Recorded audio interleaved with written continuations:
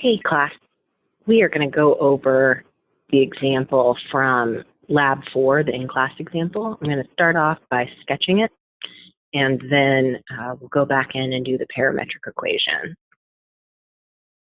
So looking at my part, I can see that I probably want to start with the front plane, right? I mean, I'm really not descriptive in that top view. So selecting the front plane, I'm going to start on the inside and work my way out. So I'm going to start with that interior slot there. So I'll just use the straight slot tool. I'm going to start at my origin. Place my slot. I want my midpoint of the slot and this rectangle to line up. So I'm going to go ahead, I'm going to use my center rectangle.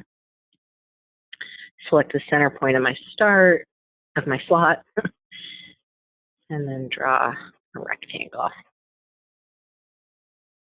I don't know, I could do a perimeter. I'm just going to do a circle. Another circle. Do the same thing over here.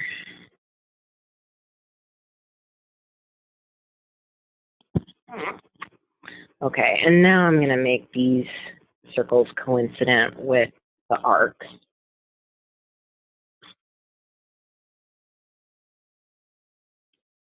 I'm selecting a point, holding control, selecting my circle, and making the point coincident. And I'm going to do the same thing down here.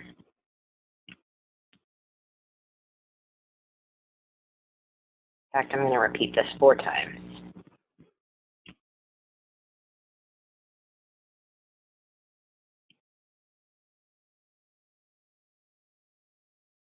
Okay.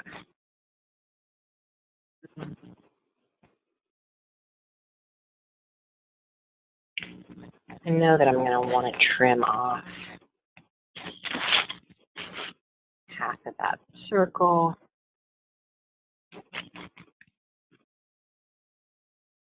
I can start doing that. So then I went to my trim entities, and mine is already at trim to closest. So there are several options that you can play with.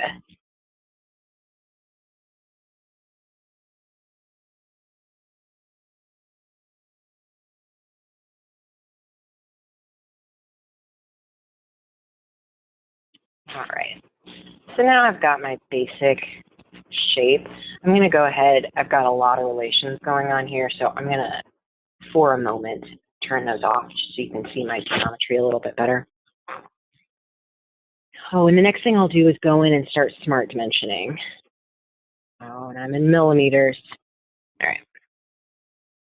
I'm making sure that I'm in inches. Those inches right there.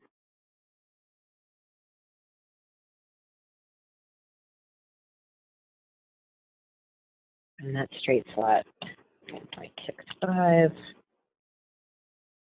know that my width, 0.35. And I know that from the center of the slot to the edge of my part is 0.3.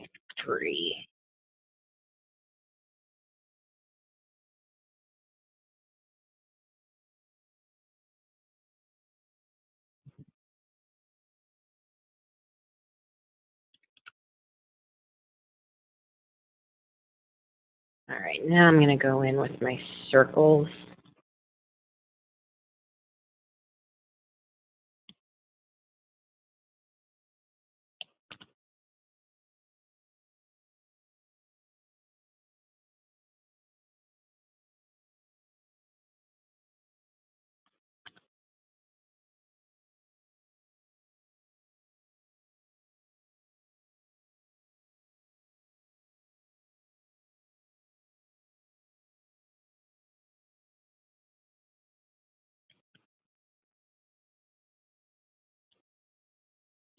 I'm going to make sure that my circles center points are all lined up with the center of my slot.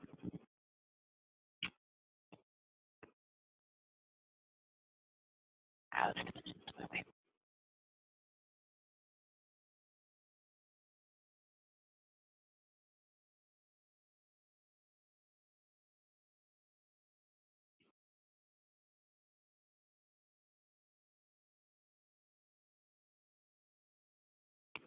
That's what I need the dimension. Okay. Next. This distance needs to be known.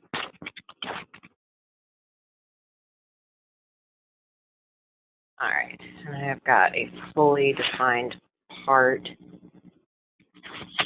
So now I'm going to extrude this 0.15 inches. So in my features tab, I can go to the extruded boss base. For my thickness, 0.15, and it looks like it's selecting what I want. Okay.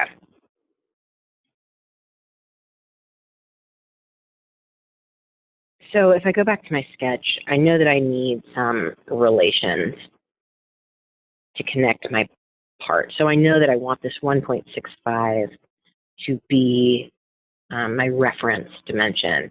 And then these three in yellow are going to change and adjust based on this length. But the rest of my sketch is going to stay the same.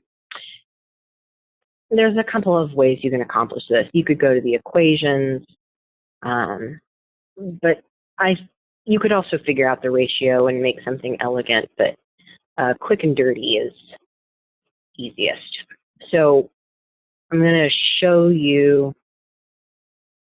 what I mean. So your parametric equation always has to start with an equal sign, and then you're going to take the dimension, the number that you want, divided by whatever your reference dimension is, multiply sign, and then actually click on your reference dimension.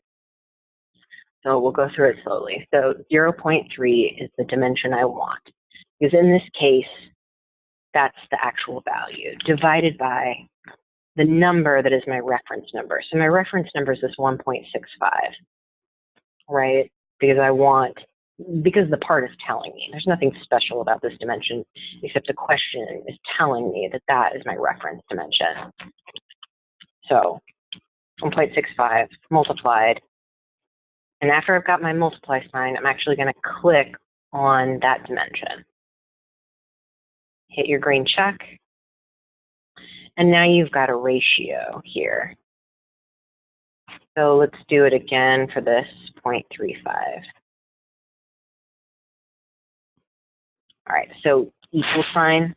If things aren't working, make sure that you've got an equal sign. So equal sign 0.35, which is the dimension that I want, divided by my reference dimension, 1.65, multiply sign, actually clicking. So what am I doing here? Well, I'm creating a ratio so that now I can scale it. And you could do the math and you could simplify it, but this is so much easier. So essentially, I'm canceling out that division here by multiplying it, but I've got that ratio, which is really what I'm looking for.